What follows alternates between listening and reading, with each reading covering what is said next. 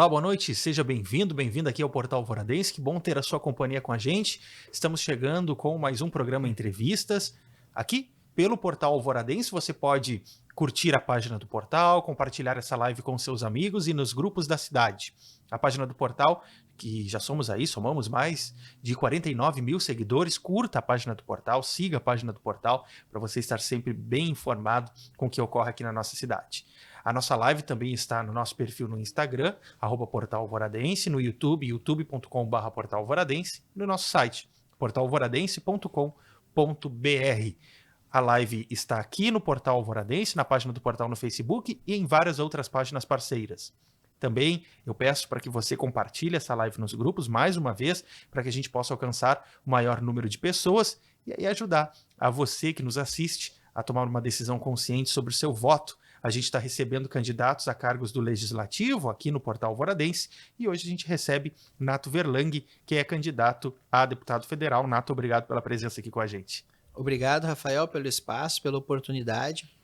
Parabenizar vocês do portal, toda a equipe, né, por abrirem esse espaço para nós, que somos candidatos aqui do município, para que a população consiga nos conhecer e que a gente consiga mudar um pouco a história da nossa cidade aí. Ô Nato, as pessoas, né, que convivem no meio político não te conheciam como um candidato a cargo eletivo. Essa é a primeira vez que tu estás concorrendo, isso? Isso, exatamente. Essa é a primeira vez que eu estou saindo candidato no tanto legislativo quanto... A gente vai retomar isso daqui a pouquinho, mas eu quero começar pelo início, querendo saber um pouco sobre a tua vida, a tua história, né? Sim. Tu é aqui de Alvorada, nasceu aqui, veio pra cá em algum momento. Conta pra gente como foi a tua infância, em que local aqui da cidade. Se apresenta aí pras pessoas. Eu sou oriundo de duas famílias, né, que são as duas famílias que foram fundadoras da cidade, os Barcelos e os Verlang. Eu nasci em 79, nasci aqui na cidade, morava ali na 58, bem na entrada da Salomé. Inclusive, diga-se de passagem, Salomé, o nome do bairro é em função da minha tataravó. Que se chamava Salomé. É por causa dela, que aquelas terras ali eram da nossa família. Era do meu bisavô, que era Podalírio Inácio de Barcelos. Que inclusive é o nome de uma escola naquela região. Exatamente, aquela região ali era da nossa família, os Barcelos. Então eu nasci ali, morei um bom período aqui em Alvorada, depois nós vendemos aquela área e fomos morar em Porto Alegre. E daí hoje tenho residência aqui em Alvorada, tenho residência em Porto Alegre também, e toda a minha atividade laboral, minha empresa é aqui em Alvorada hoje. Tu ficou morando aqui em Alvorada até mais ou menos qual idade? Até uns 10 anos, mais ou menos. Esse período tu estudou onde aqui em Alvorada? Eu estudei na Escola São Francisco, na Escola que é em São Porto Francisco, Alegre. Eu morava ali na 40, estudei na Escola São Francisco, meu primeiro grau, depois estudei na Escola Técnica Parobel, segundo grau, e depois fiz a faculdade na FAPA. A tua relação com Alvorada sempre foi muito presente, mesmo em algum momento não estando com residência fixa na cidade. Isso. Sempre eu estive em Alvorada. Sempre a minha base foi Alvorada, embora que em algum momento eu não estive morando aqui. Uma questão familiar, ser melhor morar em Porto Alegre, né? Mas como todos os familiares, os parentes ficam aqui, sempre estive aqui. Inclusive, com 14 anos ali, eu participei da formação do Léo Clube, que meus pais participavam do Lions, né? Que era muito forte aqui, o Lions Clube de Alvorada. Então, teve um movimento de jovens muito grande naquela época. Então, na verdade, eu me formei aqui como pessoa, como cidadão, na verdade, na cidade.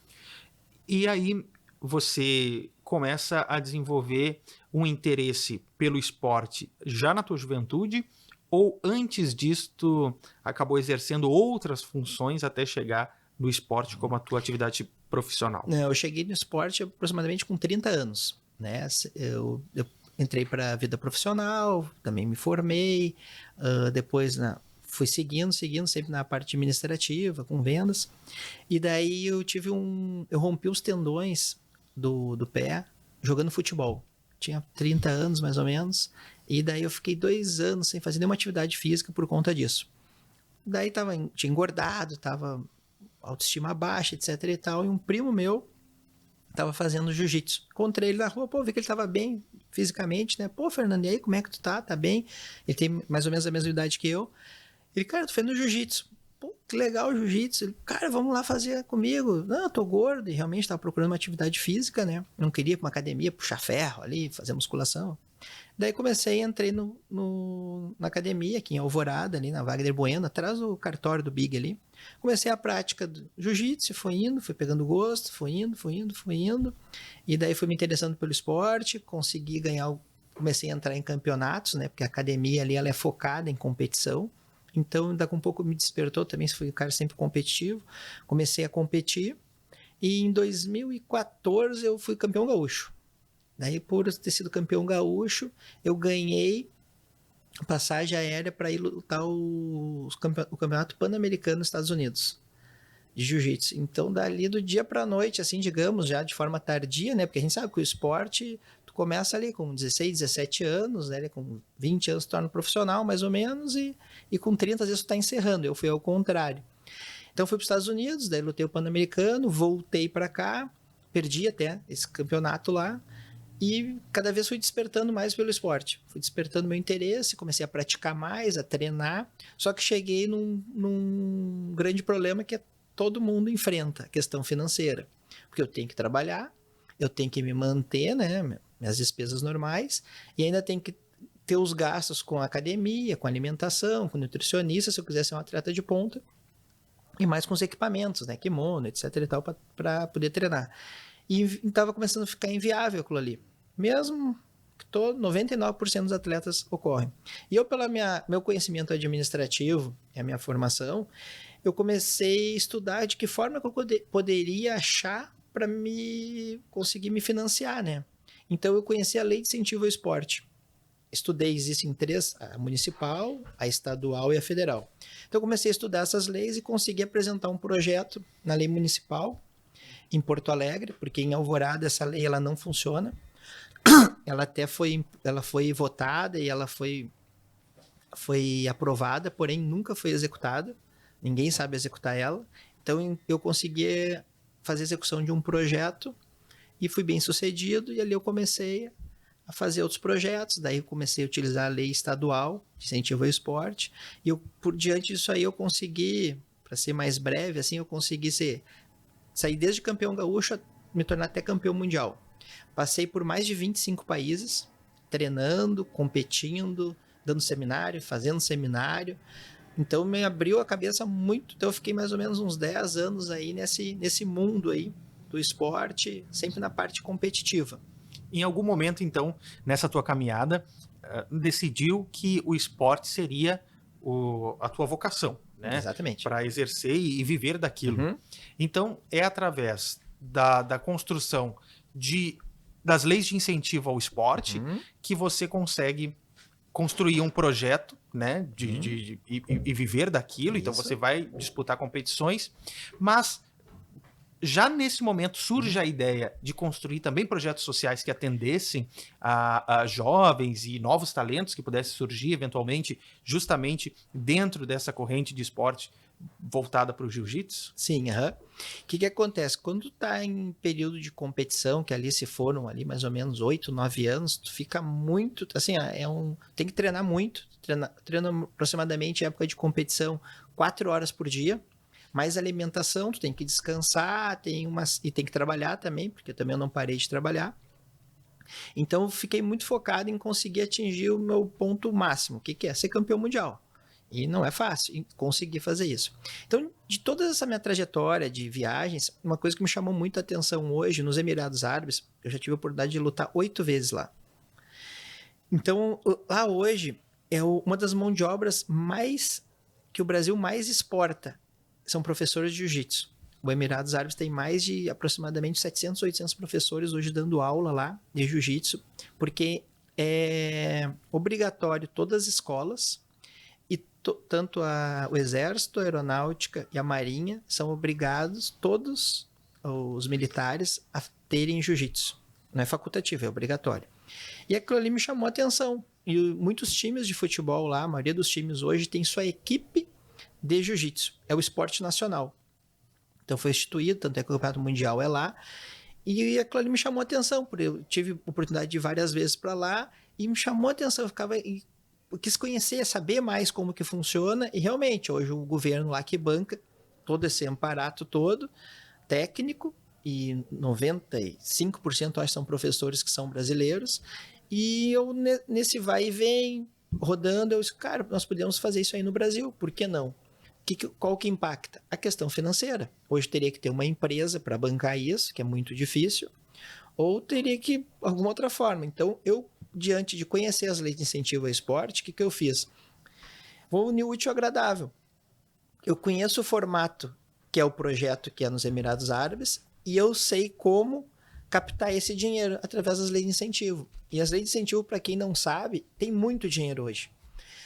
A lei federal hoje ela tem 309 milhões anual para serem aplicados no esporte e não é utilizado. Boa parte desse dinheiro não é utilizado porque as pessoas os atletas não se interessam, não vão atrás e não sabem apresentar projeto. Mesma coisa na lei estadual. A lei estadual, para ter uma ideia, o orçamento dela era em torno de 20 milhões até 2018, 2019. Desses 20 milhões eram apresentados de projetos em torno de 15 milhões e captados aproximadamente 12, 13. E o dinheiro estava lá. Então, eu fui um dos atletas que consegui chegar nessa informação, consegui ir atrás disso. Então, o que eu fiz? Diante de ter tido a experiência como atleta bem-sucedida na parte de captação e execução, tenho minha formação em administração, que me facilita esse manuseio de documentação, e também conheci muitas empresas, muitos empresários, também para passar credibilidade, porque tem toda uma questão contábil, administrativa, jurídica e financeira. Esses 4 pontos tem que passar muita segurança para um patrocinador para que ele consiga te patrocinar. Ô, Nato, essa formação administrativa, ela é anterior ao processo da tua construção como atleta? É anterior. Então, isso te ajudou muito na gestão da tua carreira, inclusive, eu imagino. E com as viagens e campeonatos, né? E surge, então, a ideia de construir, através das leis de incentivo ao esporte, uma forma aí de construção, porque no Brasil a gente sabe que o esporte marcial, né? Ele não tem ele não é um esporte, ele melhorou muito, é verdade, mas de base, assim como o futebol, né? Tem. O investimento que se tem nesse esporte no futebol, o Brasil, durante muito tempo, focou muito nisso, que é, inclusive, um problema, né? Sim. Mas o que eu quero conversar contigo agora é justamente sobre essa construção que você fez para o trabalho, o atendimento às crianças, mas em que sentido? Essa tua formação administrativa te ajudou, então, a perceber essas leis de incentivo ao esporte e se essas leis de incentivo ao esporte, entender que a política é um meio de transformação também é uma das características ou uma aí das associações que a gente pode fazer como influência para que tu sejas hoje um candidato a deputado federal. Exatamente. Por perceber exatamente isso. Hoje, como que funciona? Hoje o Estado, a União, eles têm o dinheiro destinado e já havia orçamento já separado para o esporte. Aqui nós temos o atleta ou as demandas esportivas e não existe essa comunicação.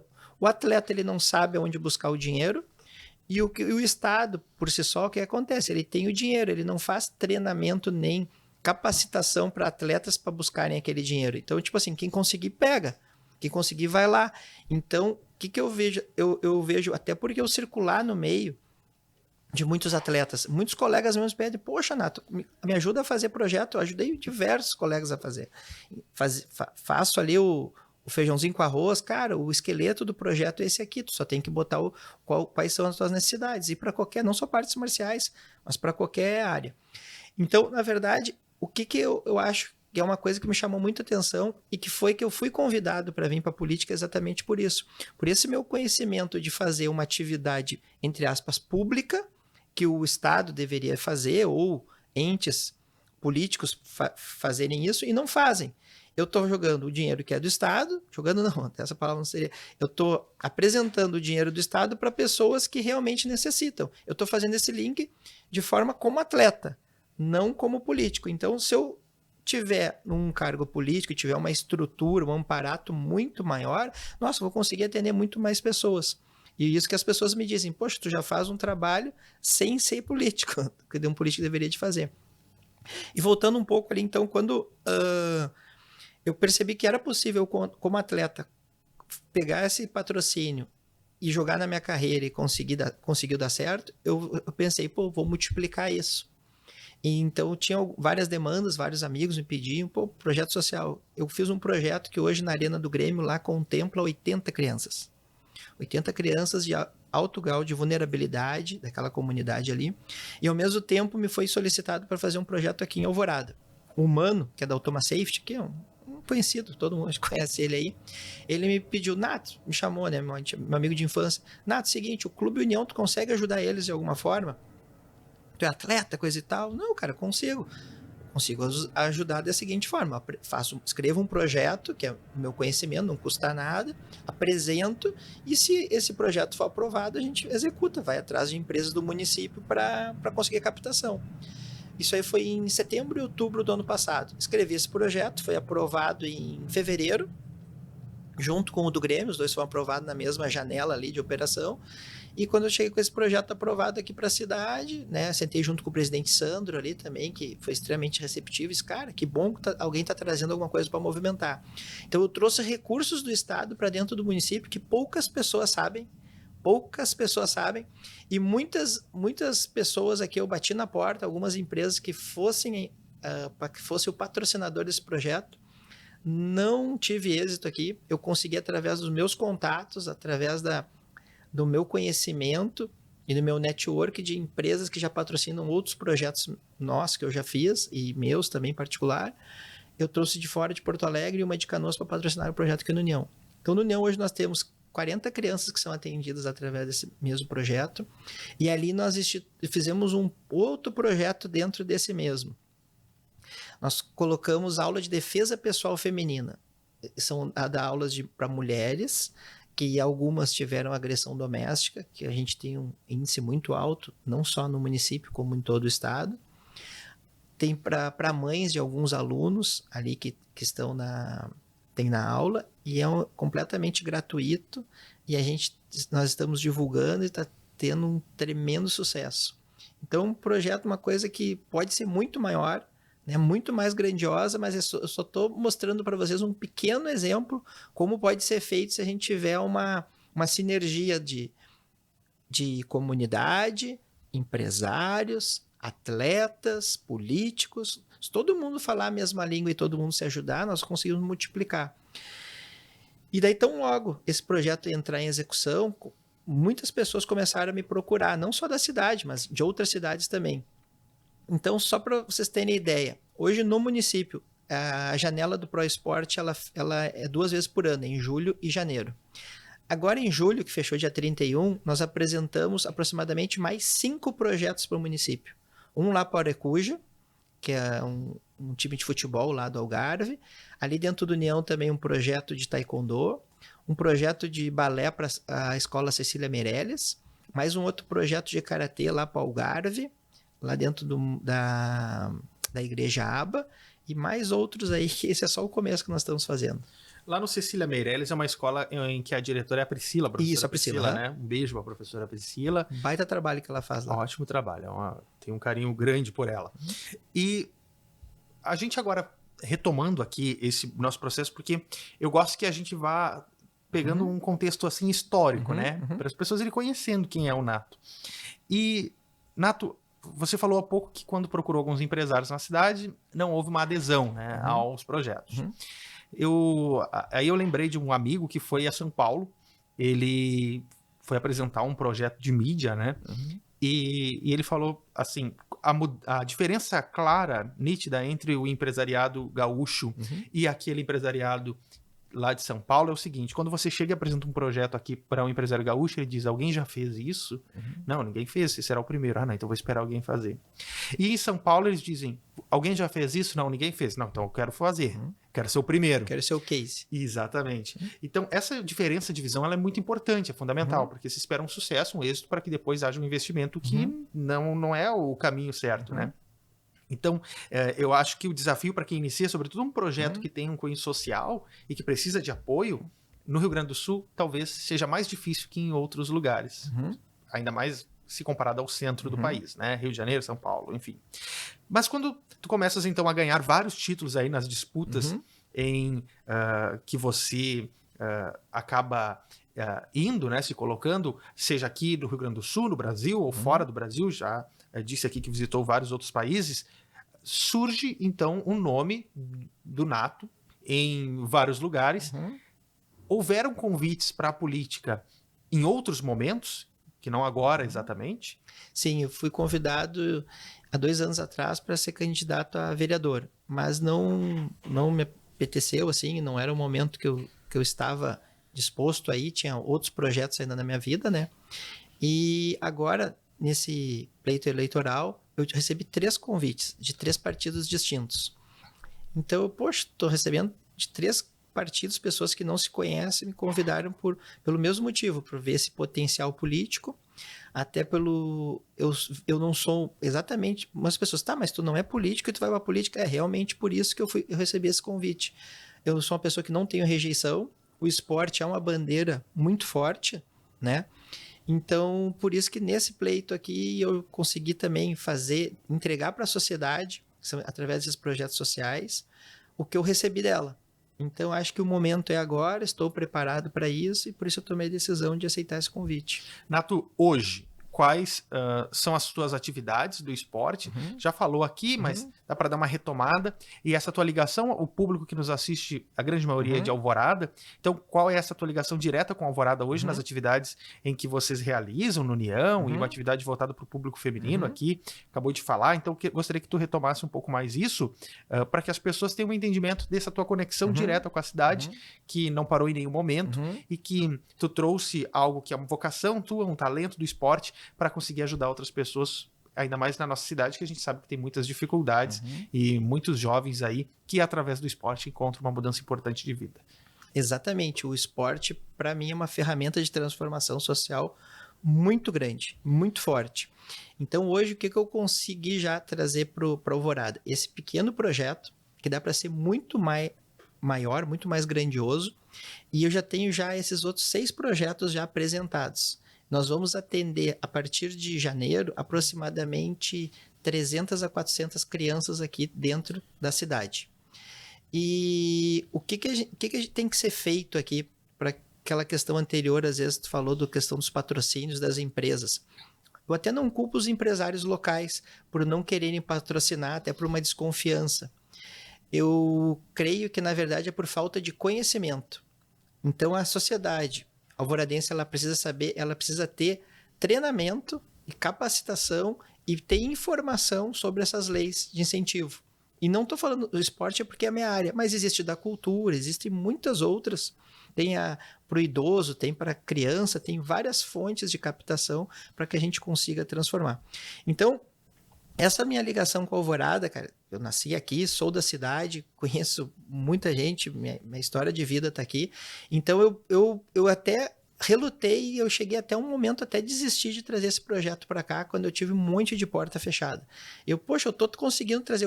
Hoje, o que é o principal papel de um deputado federal? Tem vários, mas o principal é ele, através de emendas, ele jogar dinheiro para o município. E daí, os entes do município, que são os vereadores, os secretários, o prefeito, eles pegar esse dinheiro e saber alocar na melhor forma possível. Já na construção dos próprios projetos. Na construção dos próprios projetos. Então, eu estava com um projeto na mão aprovado. R$100 mil aproximadamente esse projeto. Eu digo, eu estou trazendo dinheiro para o município tão carente que a maior dificuldade, todo mundo que tu fala não tem dinheiro para fazer as coisas. Eu disse, cara, eu trouxe aqui. Eu estou aqui embaixo do meu braço, está aqui, ó. Tem um projeto aprovado, nós vamos executar em Alvorada, está aqui o dinheiro. O ICMS que vocês vão pagar, em vez de vocês mandar para o Caixa Único do Estado e sabe-se lá para onde vai, esse dinheiro ele pode fazer aqui, tu pode auditar, tu pode ir ali no Clube União e ver as crianças praticando, tu pode ver as mulheres que elas estão recebendo defesa pessoal feminina, que daqui a um pouco ela pode sair de uma situação de agressão e talvez salvar a vida dela por causa daquele dinheiro do ICMS que está deixando no município. Então, em vez de desistir, aquilo ali mais para o espírito competitivo, né? Aquilo ali mais me deu força para ir atrás. E eu disse, eu não vou desistir. Então, isso foi uma coisa que chamou muito a atenção dessas pessoas. Pô, cara, tu consegue, com toda essa diversidade, tu consegue ainda trazer o dinheiro para cá, tu consegue, mesmo que as pessoas, mesmo uma empresa que não é daqui, tá trazendo recurso, e vai acontecer o seguinte, agora em janeiro, várias empresas souberam desse nosso projeto e estão hoje querendo nos patrocinar. Então, bem aquele processo que a gente havia dito, né? Um projeto que deu certo, que trouxe resultados. O que te motiva hoje a ser candidato a deputado federal, após essa tua construção ao longo da tua história, uma construção que se deu, e eu imagino que nunca objetivando esse fim político, mas o fim político foi necessário. Ele é necessário porque é uma demanda muito importante, o esporte, e ter representantes nessa área também é fundamental, né? A gente comentou há pouco que o esporte pode ser um meio de transformar vidas, de trazer, né?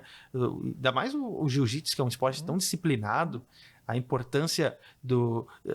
A gente tem pesquisas aí de ambientes escolares que melhoram após a inserção de jiu-jitsu e outros esportes marciais nas instituições de ensino.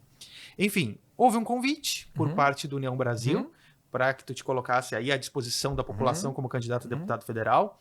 Isso te motiva? Acabou de falar que é uma pessoa que gosta de desafios. Até que ponto isso é um novo e grande desafio na tua vida? E por que tu quer ser deputado federal aqui pelo Rio Grande do Sul? Me motiva porque eu vi que é possível nós conseguir fazer essa transformação. Eu muito focado pelo esporte. E outra coisa que me motiva mais. Alvorada nunca teve um deputado federal. É impressionante. Hoje nós pegamos... É matemática, tá? Nós temos aproximadamente 140 mil eleitores em Alvorada. Nunca nós tivemos eleito um deputado federal. Com 140 mil votos, é possível eleger até 3 deputados federais. Então, assim, a cidade, ela reclama, estou falando de todo mundo, nós temos o costume de reclamar e dizer que as coisas não estão boas, mas nós temos alguém para gritar por nós, tem alguém para nos representar? Não tem.